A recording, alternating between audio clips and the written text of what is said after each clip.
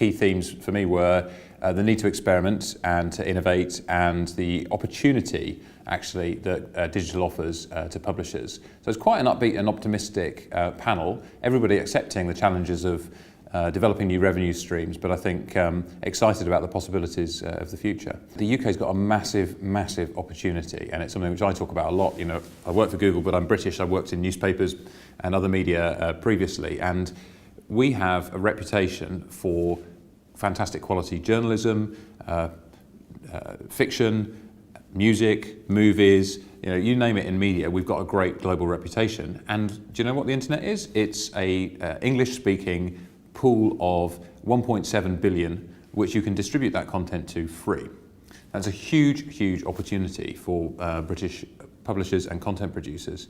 The challenge is it's a different business model, and in some cases it's not quite clear what exactly the revenue model is.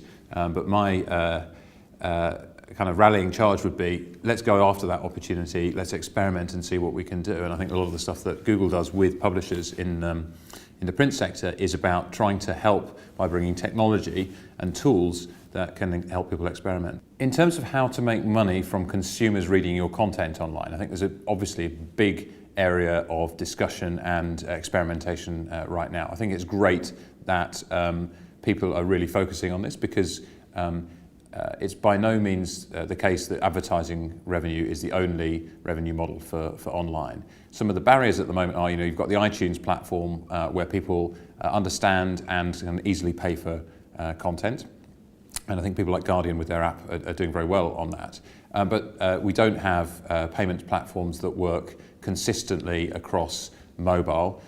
We don't have payment platforms for consumers that work consistently across computer-based internet, and we don't have that across television. I think so. One of the things which will have to happen over the next few years is more consistency in payment platforms, because consumers want it. I want to easily be able to buy stuff on my mobile phone with a couple of clicks. Businesses want it. I want to be able to sell things on phones or pads or televisions very straightforwardly. So I think it will take a bit of time, because the structures of the industry between don't make it easy for that to happen. The HIPPO, the highest paid person's opinion, is something that is always a dangerous thing if all you do is follow it. What I like is a world in which you can have a point of view as an organisation on how things could be better, but then you can actually test it and learn from what your customers actually do and improve based on that feedback. So I don't mean to say that all high paid people are idiots, but I do mean to say that it's the beauty of the art of design and insight and intuition and experience, combined with the science of data and facts and what consumers are telling you, which presents another opportunity online that doesn't exist in the printed world. But I always laugh when people sort of point at Google and say, well, you're doing this thing and it's failed. Great. If you're not failing, you're not taking big enough risks.